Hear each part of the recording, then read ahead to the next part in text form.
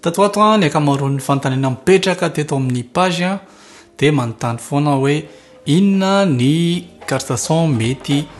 amin'ny débutant, inona ny karazana carte son tsara, inona ny tokony ho fantatra raha isafidy carte son. Mino aho fa na ianao izay mijery io ihany koa aza dia mety mametraka an'izany fanontaniana izany ary mety liana mihitsy azy ianao hoe inona ny asan'io carte son io dia ho resahantsika izany. Fa mialohan'izany aloha dia miarabanao tavaverina indray eto amin'ny tuto son gasy izay page natao hanampianao mahakasika ny amin'ny resaka son rehetra izany.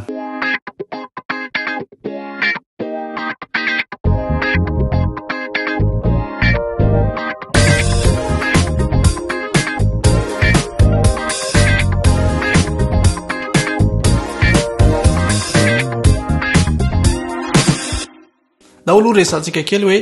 inona tokoa moa izany carte son izany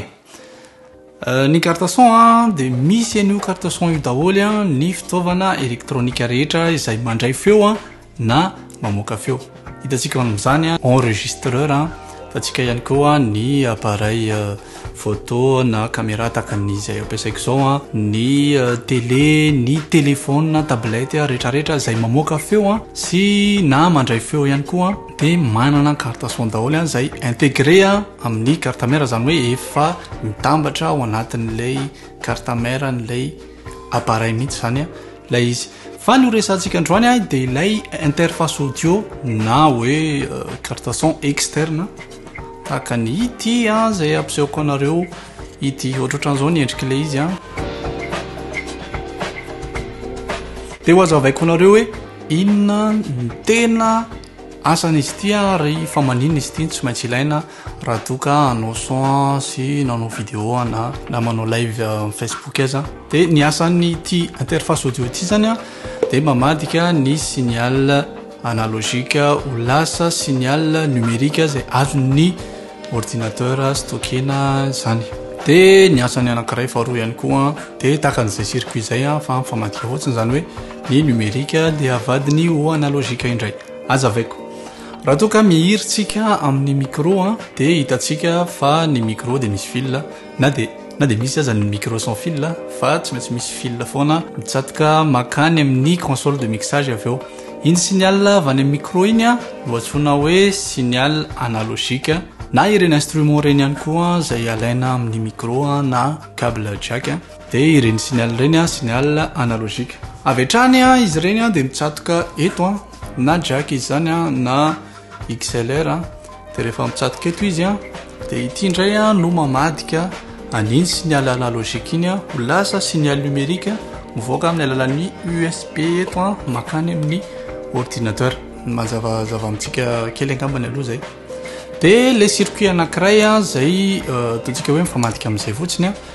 ilay signal numérique izay mipetraka ao anatin'ny ordinateur antsika tahaka an'ireny MP3 na ohatra hoe manana hira ianao mipetraka ao anatin'ny ordinateur anao dia ireny signal numérique izy ireny dia avy amin'ny alalan'ny ty carte son ity indray ihany koa zany hoe avadiny zany ilay izy rehefa mamaky an'ilay vidéo ianao rehefa mamaky an'ilay hira ianao dia avadika ity ilay signal numérique ho lasa signal analogique makany amin'ny haut-parleur, makany amin'ny ampli, makany amin'izay ilavanao anazy na casque. Izay zany no asan'izy ity raha tsy fantatrareo. Dia mety ho gaga ianao hoe fa maninona aza no efa misy carte son anatin'ny ordinateur sy ny caméra no mbola mila an'ity carte son externe ity indray. Ny antony ilavana an'ity dia voalohany indrindra misy prise XLR sy jack be tsy azonao anatsofohana ny micro avy hatrany zany. Izay voalohany indrindra aloha tsisy ao amin'ny carte son interne ny ireny ordinateur ireny zany. Faharoa manarakarak'izay ny sortie ihany koa izay hitanareo jack sy ny fiche MIDI sy ny sisa reto dia tsy hitanareo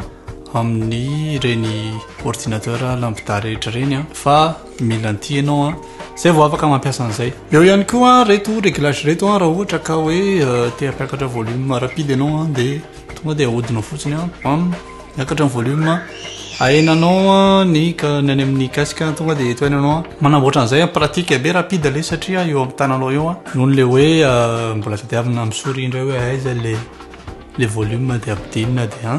azonareo zay zany zao de fa avantage nyity manarak'izay ihany koa misy karazana micro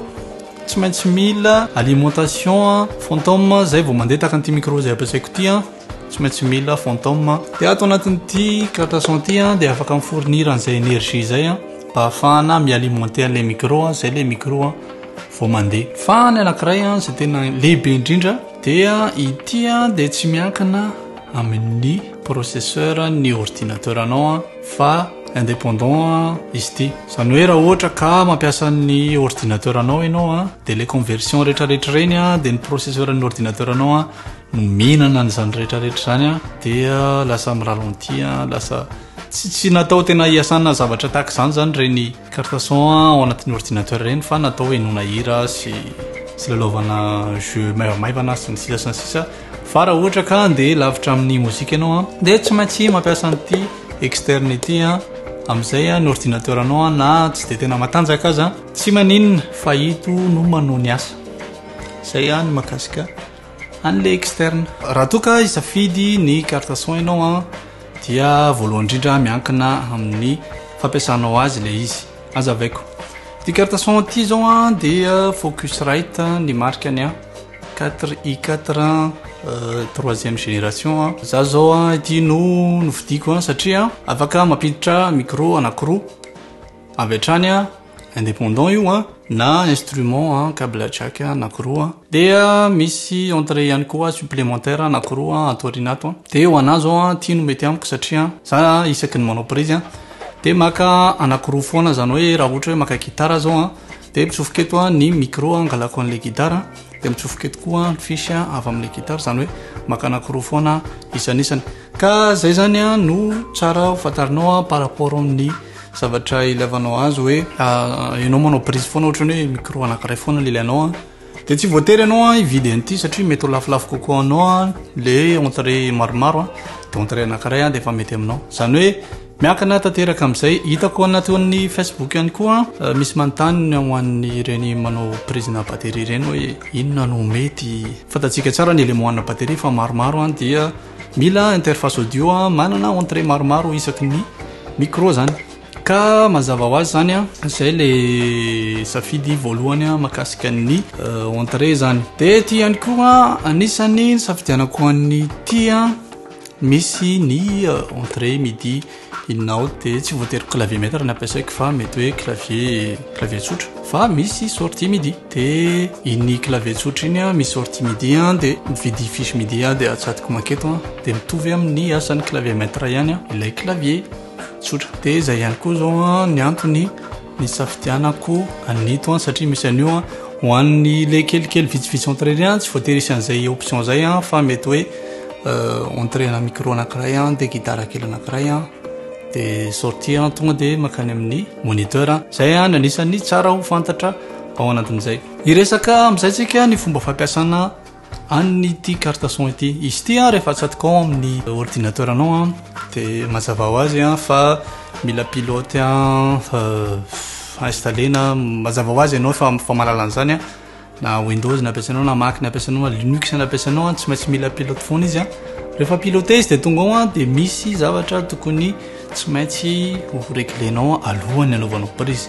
zavatra hitanao voalohany ao anatin'izany de ny taux d'échantillonnage io le resaka hertz io rehefa mifidy carte son ianao de misy le izy hoe 4400 kHz 48 kHz 96 hatrany katreo amin'ny 192 tsy tena zavan'le izy lava be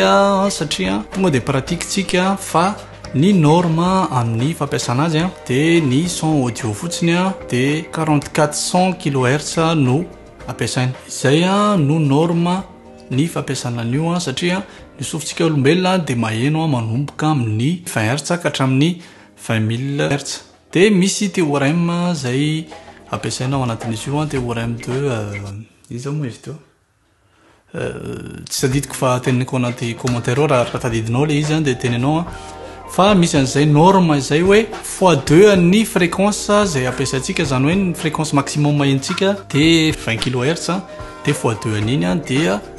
40 000 Hz zany ny Sony nametraka hoe aloha asina marge kely dia asaina tonga an'ilay izy hoe 4400 Hz. Dia nisy CD audio zany raha ohatra ka amoaka CD audio ianao dia 4400 Hz zay ny taux d'échantillonnage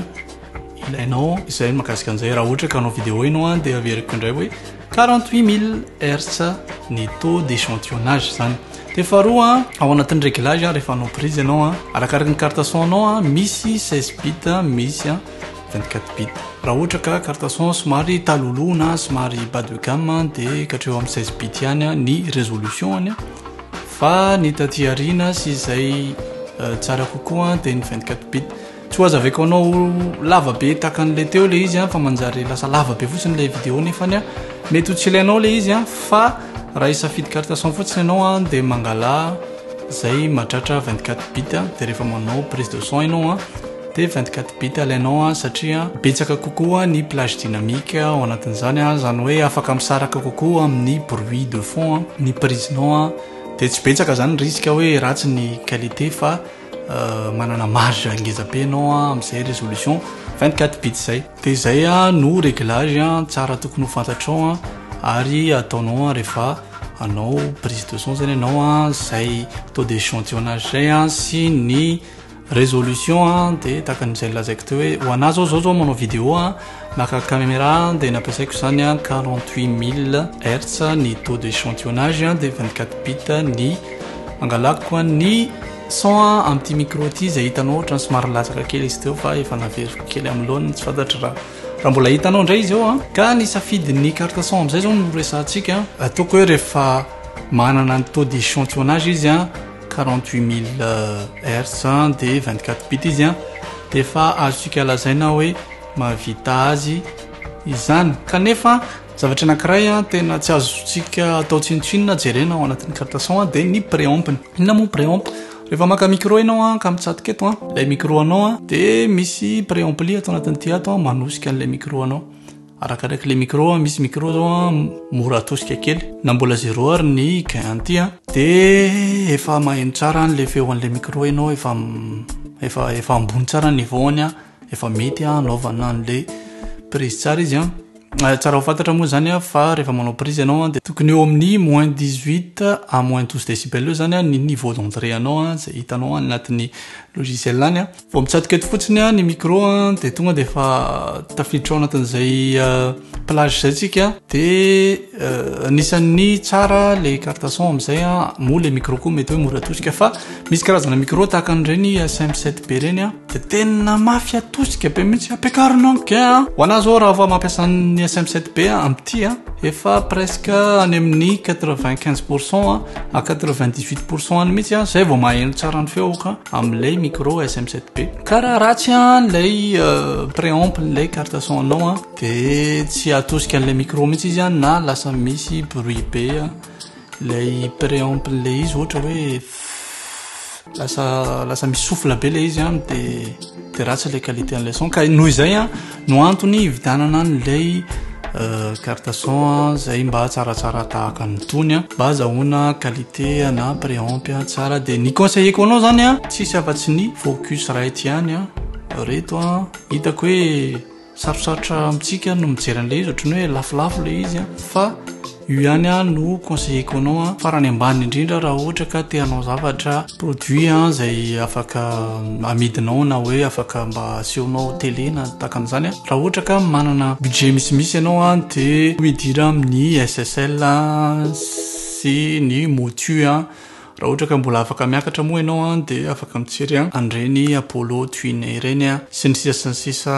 Arturia rehetrarehetra reny efa kama tsara daholo izy ireny betsaka ny manontany hoe manahoana ny makasika ny Behringer manahoana ny makasika ny marika hafa